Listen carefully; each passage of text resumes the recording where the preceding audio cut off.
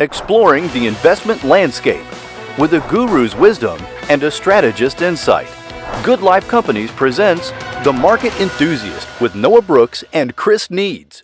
Welcome back, everybody, to another installment of The Market Enthusiast. I'm Noah Brooks, and with me, Chris Needs. Hello, hello. Thanks so much for joining us this week. A lot to go over. We had a pretty big march forward in the markets in May. Yes. Yeah. So S&P up almost 5%, Dow Jones up maybe 2.5%, NASDAQ obviously had to move forward up almost 7%. So some of those numbers are still negative for the quarter, two months into the quarter, but really gave a lot back in April and made most of it back in May. So feeling pretty good. We talked about Dow Jones 40,000 last installment. We didn't make 41,000. Nope. Took a little step back. Yeah, a little step back. Not even close. I think we got to 40,100 maybe, just shy of that. And then in a matter of a few days, we lost about 1,400 points, Dow Jones points. Salesforce, I know, and UNH had a couple rough days. Yeah, United Healthcare. UNH had a hack? And then they had the Medicare news, and Salesforce didn't necessarily have a horrible report, but just didn't live up to what the standard they've set for themselves over the years. It got smoked. It got crushed. Yeah, down. I think it got down 18 to 20%. Yeah, so. 100 points or something, 190 points. So that did a pretty good number on the Dow Jones shortly after we talked about 40,000. And so now today we're sitting here the week after the Memorial Day holiday, waiting for the jobs report to come out later in the week, and Dow Jones right around 38,700 or so today, up a little bit today. So feeling good about that. Lots of reasons to be positive. As always, there's certainly a plethora of negative things coming out there. We're going to try to talk a little bit about the positives and negatives, right? Yeah. All right. So big positive, Nvidia earnings.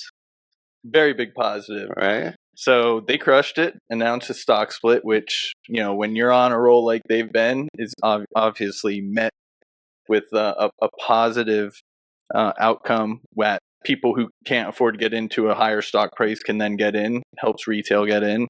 But boy, the numbers were incredible. Revenue was $26 billion, I think, 262% year over year, 57% profit margin, just insane numbers. Yeah. And obviously they're the AI leader for a reason. It seems like they've got like a 6 month to a year lead on everybody else, and they're taking advantage of it while they've got it.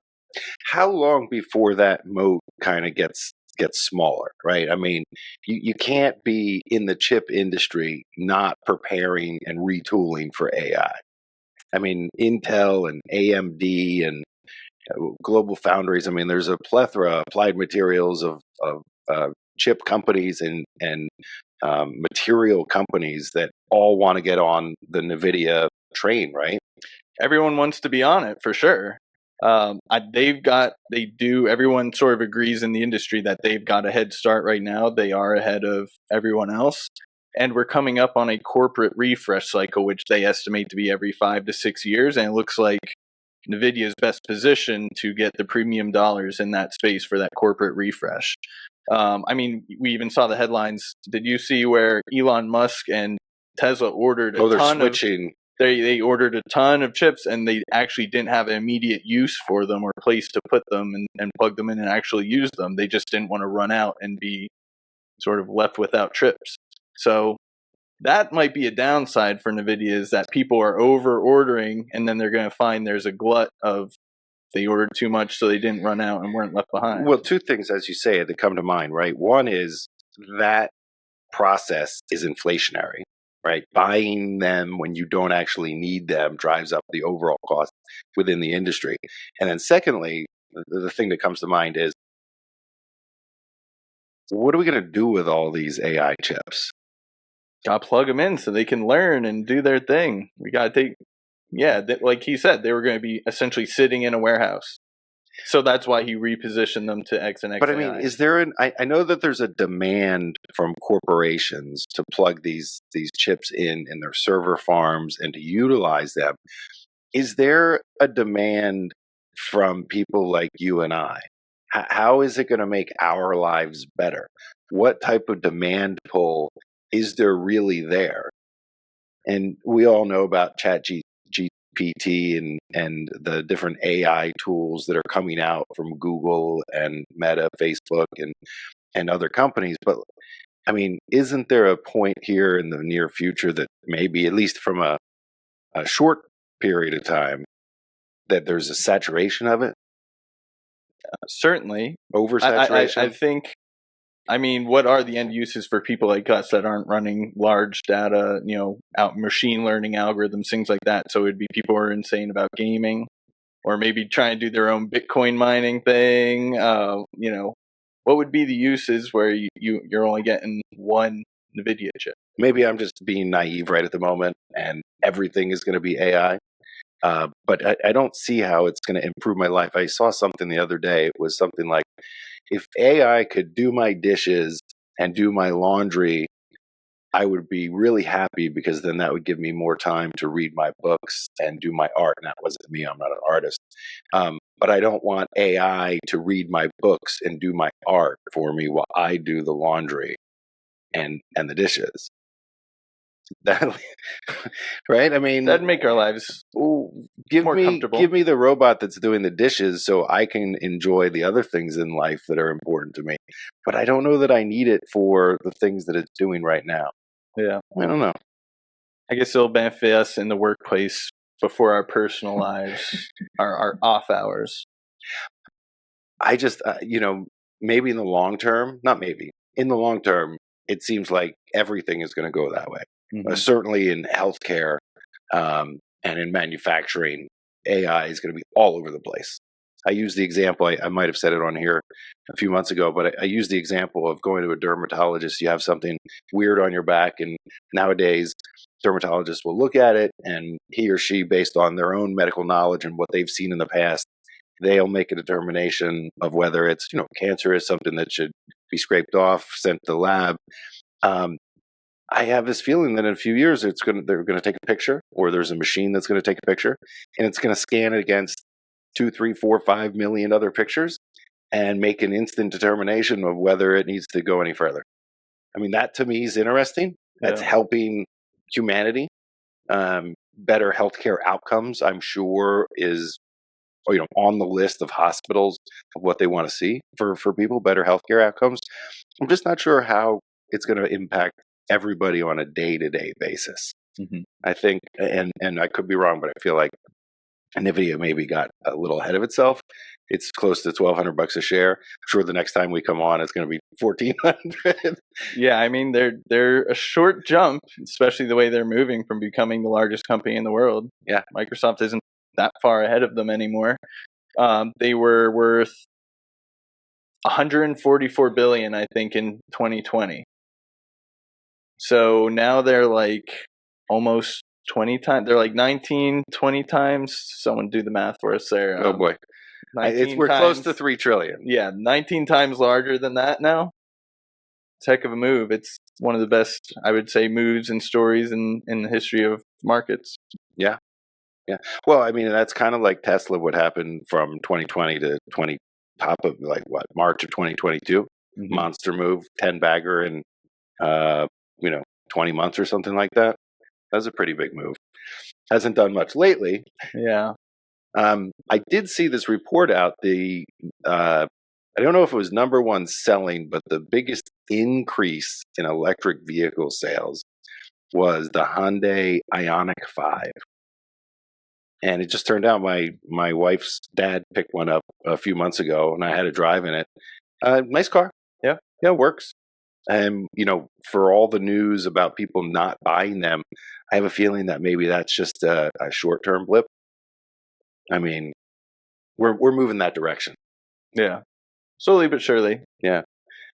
Everybody knows here, right, that you have a Tesla. I think I'll bring that up. I don't have one yet. We'll get there. I'm trying to convince my wife to let me drive it down to Nags Head, North Carolina this week. Now, how far a trip is that for you? I think it's like 400 some miles, so I would have to recharge once, but if we're thinking of stopping in a hotel on the way down in Virginia, so then I'd be fine.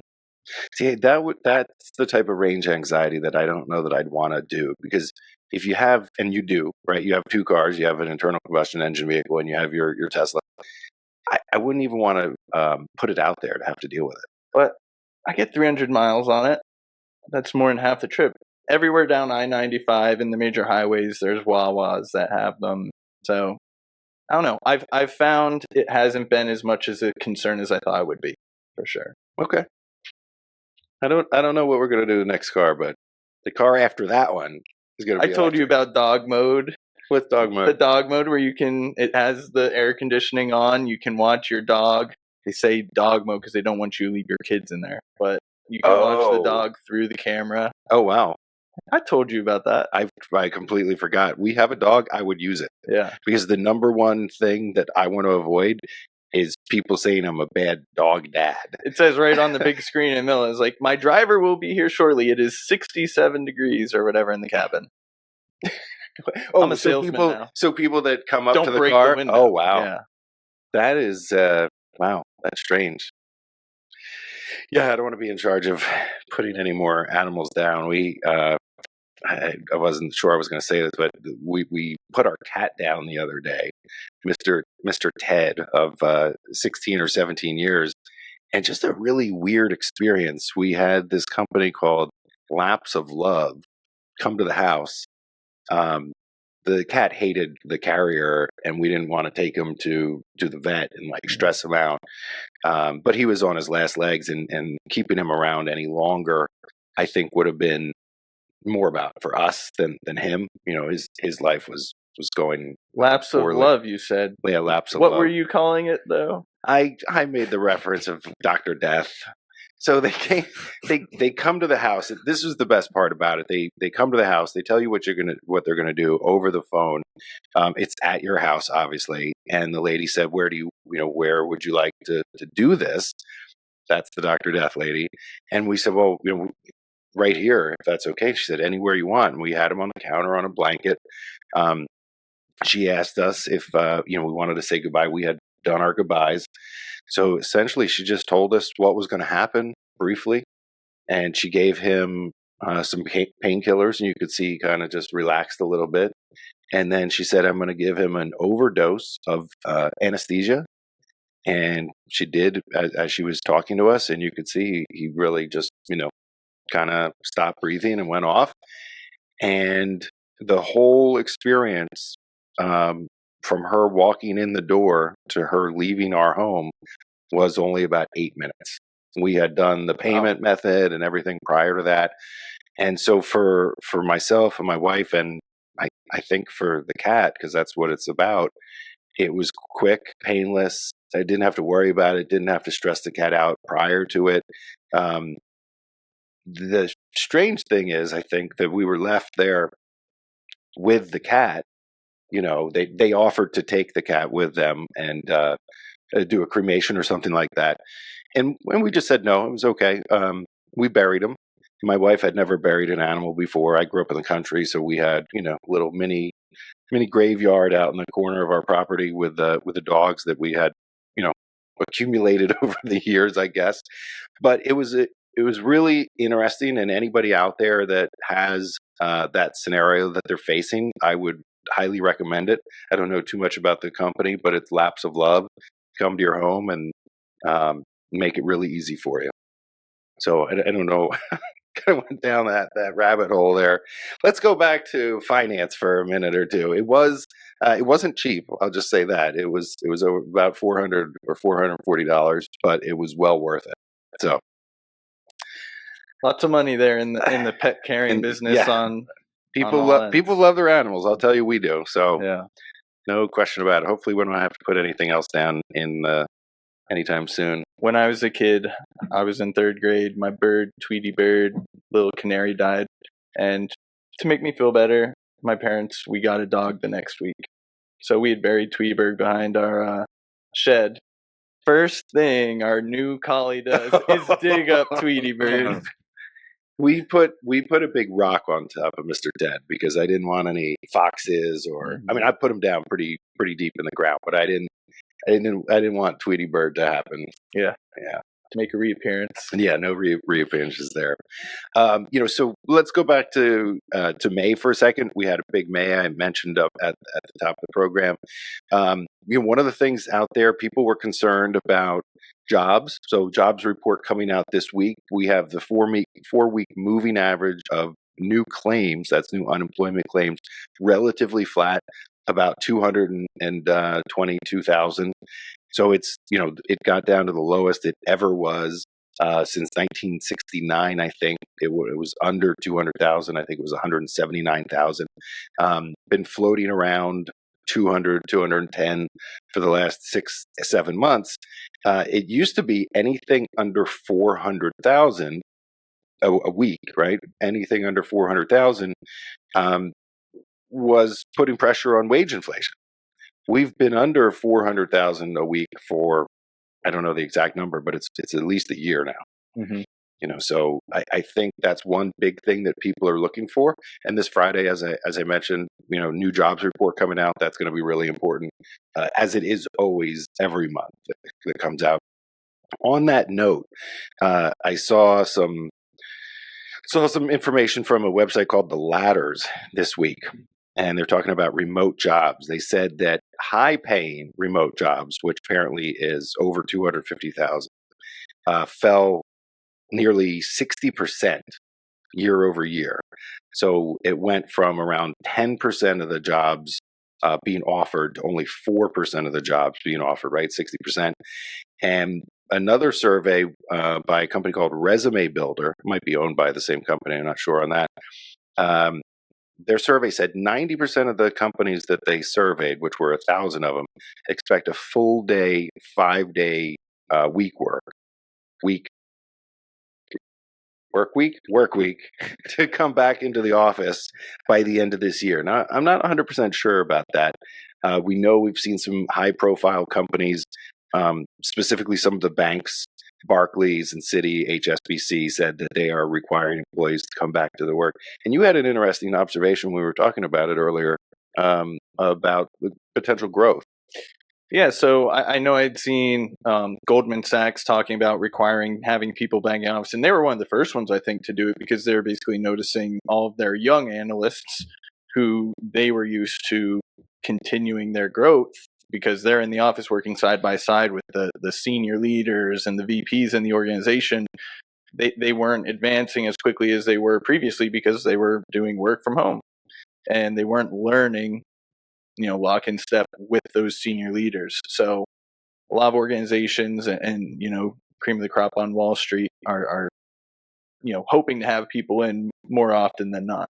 I mean, speaking from personal experience, I started in the late 90s at a company called Prudential Securities, and you're with your compadres, right? You're learning from the old guys and gals in your office, and you're going, you're talking, you're discussing things, you're collaborating, or at least trying to collaborate in some cases when you're a young guy. But working from home doesn't really give you that. Now, I'm sure that there's a way that we'll call it forced collaboration, if you will. Weekly meetings or daily meetings, whatever it happens to be, but it's not organic like it happens when you're sitting in the office with people and you can just walk over and talk to them.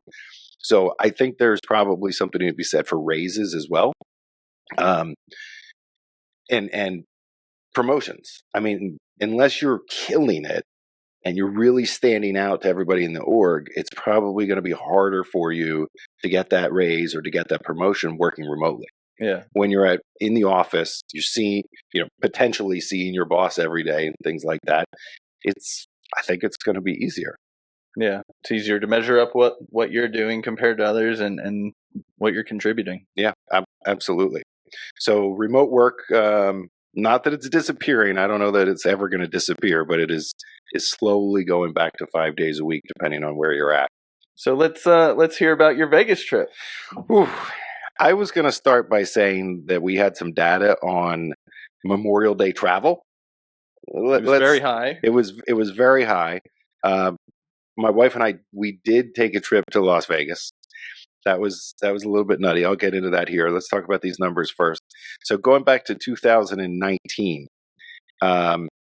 we did a 6-day average, not average. We did a 6-day total of Friday through Wednesday, with Monday being the national holiday. 2019 was 14,200,000 people traveled, right? This is TSA. This is the number of people that went through TSA. So it doesn't include people driving, or I don't think boating has a TSA, but maybe they do. I don't really know.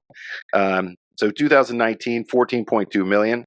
2020, about 1.9 million. So pretty dramatic drop. Call it 90% drop. 2021 picked it back up, almost 10.5 million. 2022 back up to 13. Last year, we finally got above our 2019 number, 14.5 million.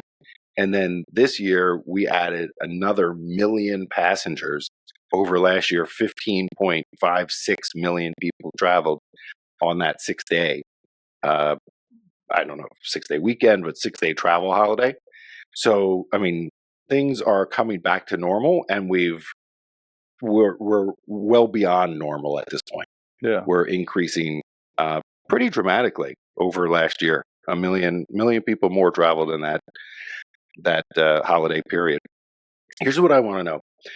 There's been all of these reports about the Turks and Caicos. Have you seen them? Yes. Right? So Americans traveling home from Turks and Caicos, and they keep getting busted with ammo in their luggage. So here's the thing that I keep thinking.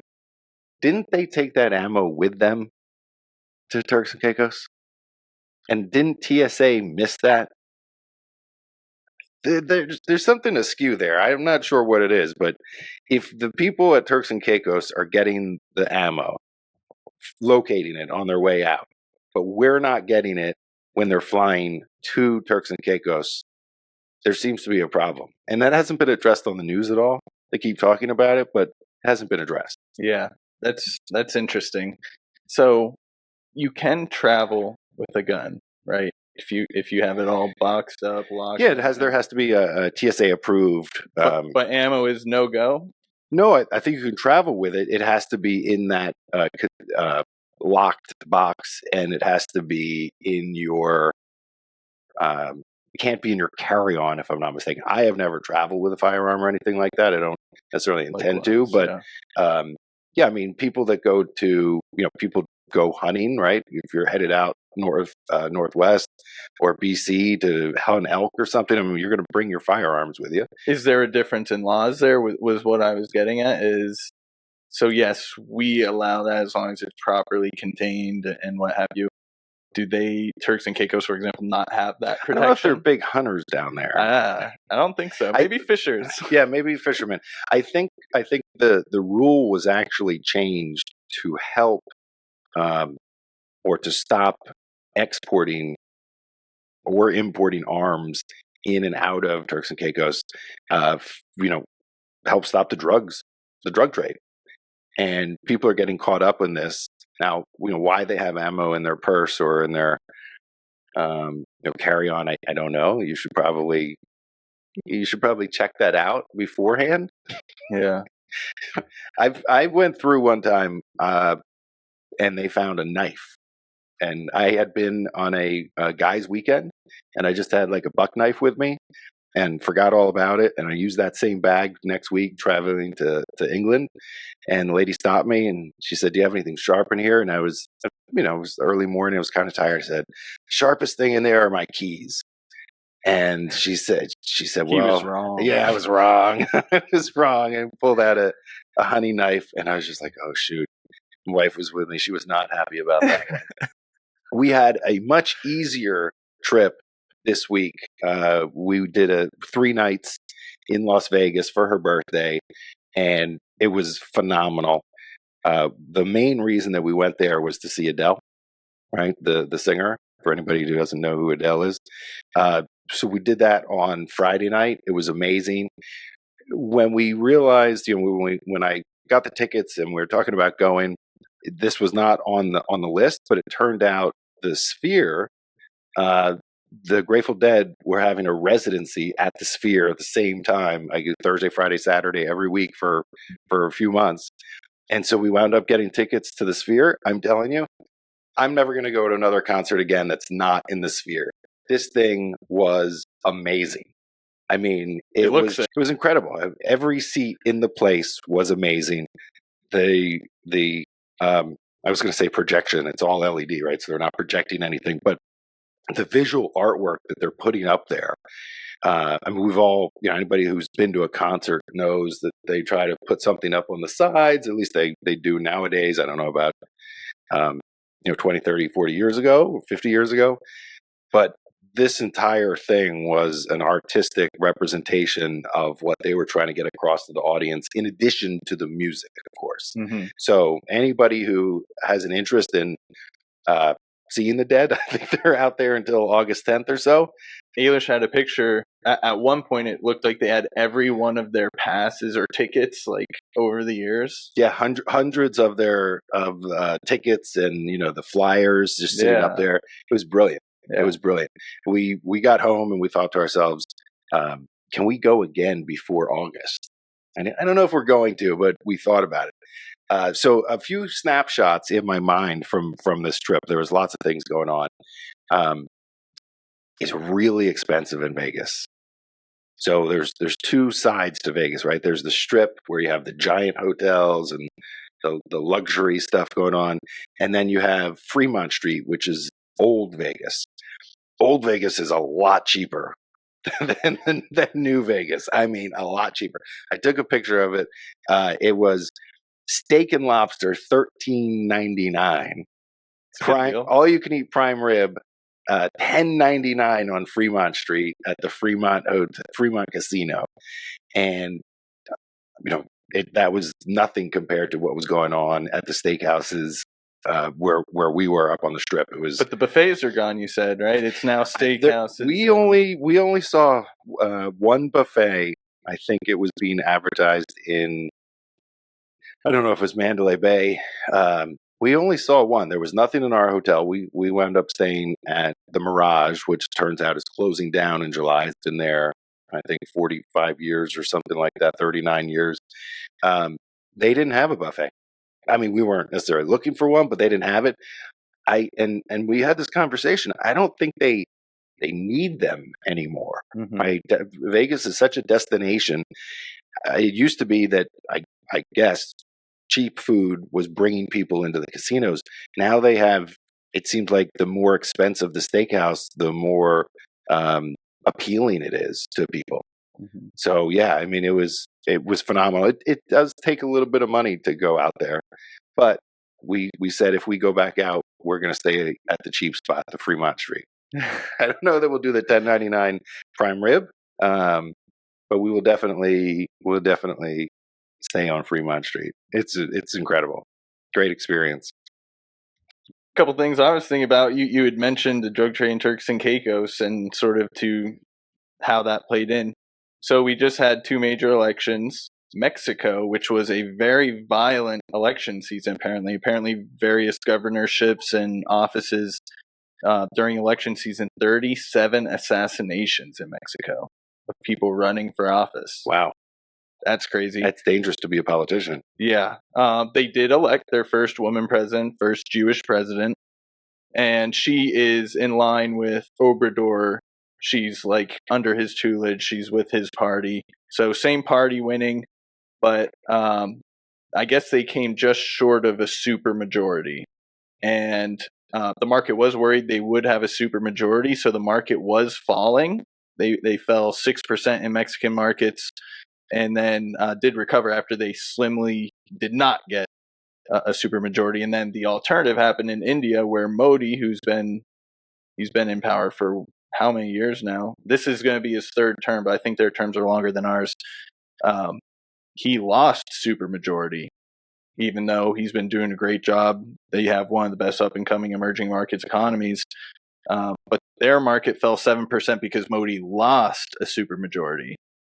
So interesting thing there. I think we said coming into the year, we might mention on a podcast, 60% of the world's GDP was up for election in 2024. So yeah, important year in terms of politics. Yeah. Do we have an election coming up? I think we do. Oh boy. I keep thinking June 27th. I just keep thinking how much could be done with all those ad dollars if they put it to good use rather than wasting it on TV ads and billboards. my feed and the stuff that I'm seeing is sounds so fatalistic. And I will say on both sides, it sounds very fatalistic. Maybe more on one side than the other. But we're not even close to the election. No. I don't know how I'm going to get through it. I think there's going to be a lot more, maybe mental health issues by the time the election rolls around. Because quite frankly, I'm going to tune out. I mean, it's not like I'm going to tune out of politics, but when I see an ad come on or I see an ad and I'm scrolling through it, it's not something I'm going to look at. I don't need to do that. But it just seems like it's getting tougher to avoid. Agree with you there. Yeah. All right. So here we are. We have the market up almost 12% for the year. We had a really nice May, big turnaround after kind of a crappy April. But we did see, we've been hyping up the breadth and expansion in sort of the returns, but we did have a narrower May. Great May, best May in 15 years at 4.8% on the S&P 500, but it was narrower. 75% of the gains were accounted by Apple, Google, Microsoft, Nvidia, Meta. I'm missing one. It wasn't Tesla. Amazon. It wasn't Amazon. Tesla. Yeah, it wasn't Tesla. So tech was up 7 in May, right? Yeah. 705 in May. Was it the best performing sector? Nope. Do we know what it was? Yep. Utilities. Up almost 9 in May. So combination, right, of a few different things. Expectations for mass energy consumption from AI chips. Yeah. Right. And just in general, the realization that everything we do takes a lot more energy than it used to.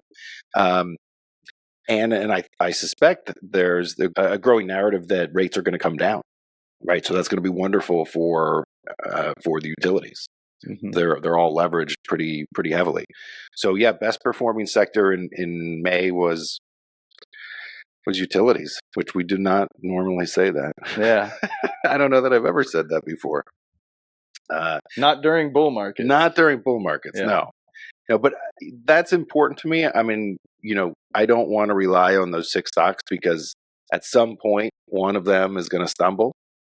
We talked about Nvidia trading at 40 times sales last year when we started this podcast. And looking at the forward PE right now, we looked at it earlier today, it was around 44.